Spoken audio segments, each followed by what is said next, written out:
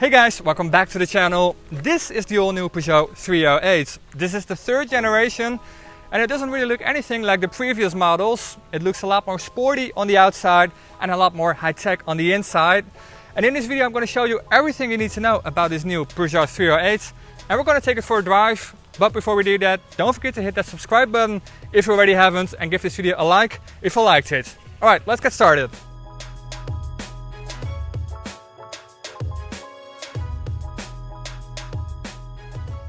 Now, I'm going to talk about the car in just a second, but the first thing you might notice is the logo on the front, which is also of course on the back and even on the side of the car.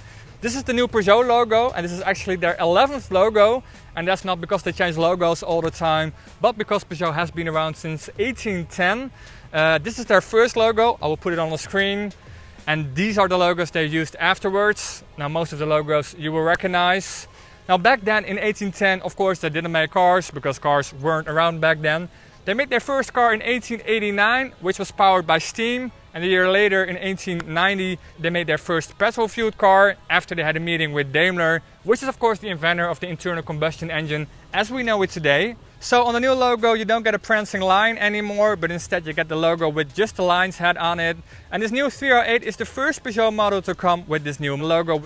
The logo is made out of plastic here on the front because behind the logo there are some sensors for the driver assistance systems. But enough about the logos and the history lessons. Let's talk about this new 308 and let's start with the design. Now of course the new model has a completely new design. However, it does look a little bit familiar. Now that's because of course Peugeot used the same design language as they used for the new 208, the 508, the 3008, etc. So also on this new 308 you get these elephant tusk style daylight running lights that also function as the turn lights. And in the middle you get this big grille with these tiny little bars which get a little bit longer the further you get away from the logo.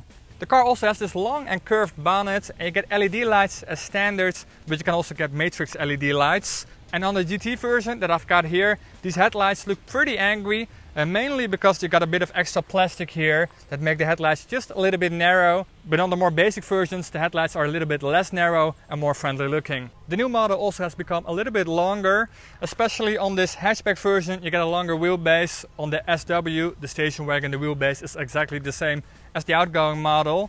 However, both versions are a little bit lower, 2 centimeters, making this car look a little bit more sporty. So like I just said, this is the GT version that I'm driving. And on this version you also get some extra logos on the side, on both sides actually. And I have to say it kind of looks like a Ferrari badge on the side, but I do kind of like it. You also get some extra plastic bits down on the front bumper on this GT version. As always, you can get the 308 as a hatchback, which is obviously the car I've got here, and also as a SW, which is of course the station wagon. Now at the front they don't differ that much from each other, but of course at the rear they do. Now obviously on the SW you get a longer roofline, but also a mini spoiler on the back that you don't get on this hatchback. On this hatchback you do get this black light bar, which is actually not a light bar because there are no actual lights in the middle, because the lights are only on the side. And on the more expensive versions you get this 3D pattern in the rear lights, but on the more basic versions you just get regular LEDs. And again you get the new Peugeot logo here at the back in the middle, and on the right side you get the hybrid emblem because this is the plug-in hybrid version I'm driving right now. Then let's talk cargo space.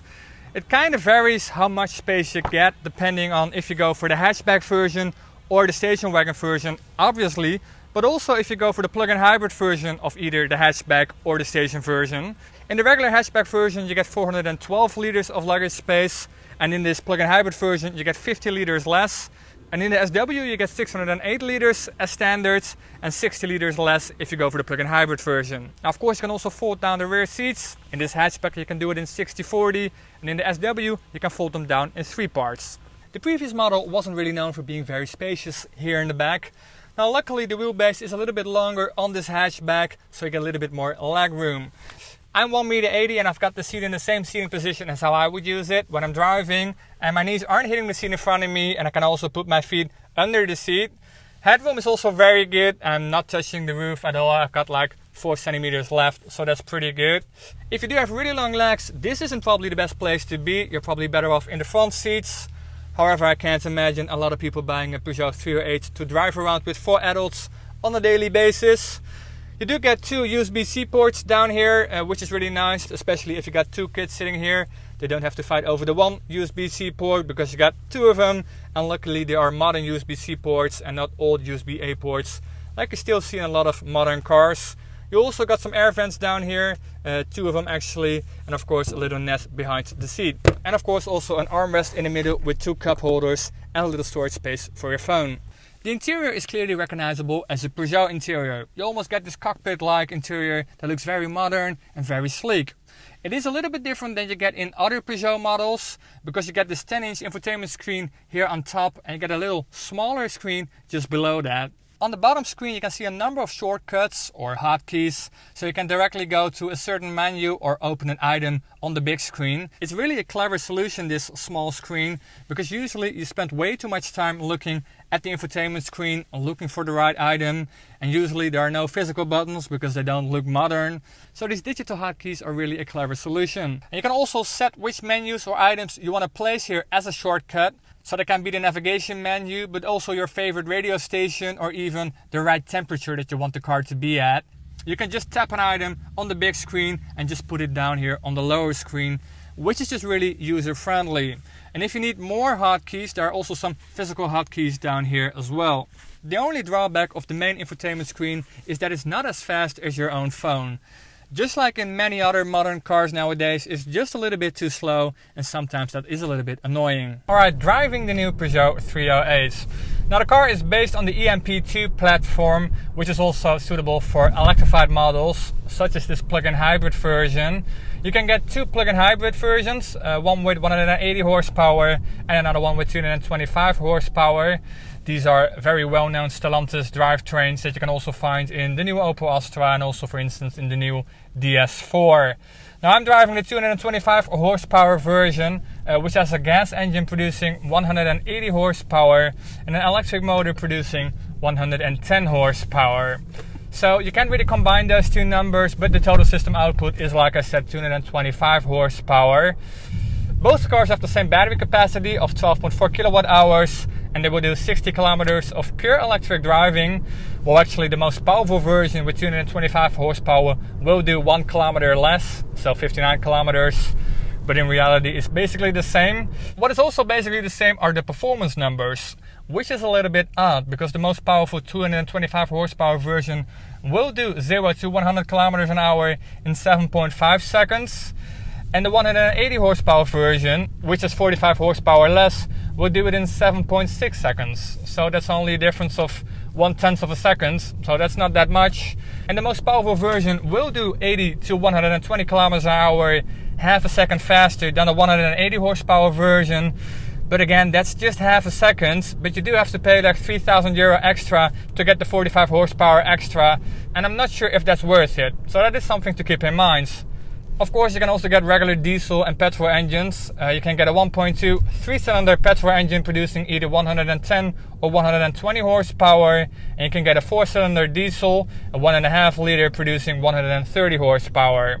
There's also a lot of driving aids for this car available, like adaptive cruise control with stop and go and line assist. And if you use both of them together, you basically have a car that can do semi-autonomous driving, which is especially handy on the highway because then you don't have to do much steering, and the car will also stop and accelerate itself when there's a car in front of you.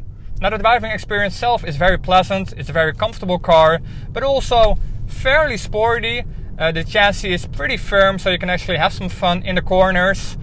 Which is especially nice with this plug-in hybrid version, because with 225 horsepower you get plenty of power, and especially with the direct torque that you get from the electric motor. This car is actually very fast off the line. It feels a lot faster than 7.5 seconds. And also when you come out of a corner, you can really get on the gas very fast, and then you can actually have some fun with this car. So overall, a very nice car to drive, a very practical car, and also a very pleasant car to look at, if you ask me. Now I also did a quick video on the entry-level model of the 308, so also make sure to check that video out. If you like this video, don't forget to hit that like button, and if you want to see more videos like this in the future, don't forget to hit that subscribe button, and I'll see you at the next one.